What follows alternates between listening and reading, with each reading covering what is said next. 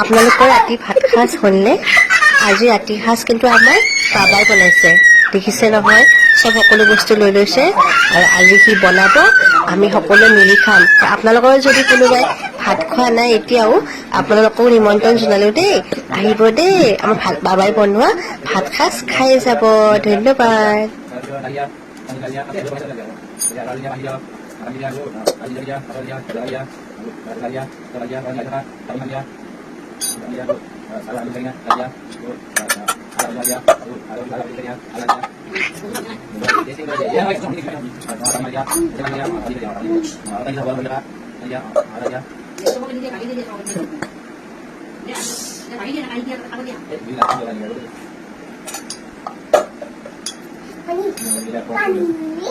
Aku ini paling lagi. Anda sudah. Kalau 8 jadi.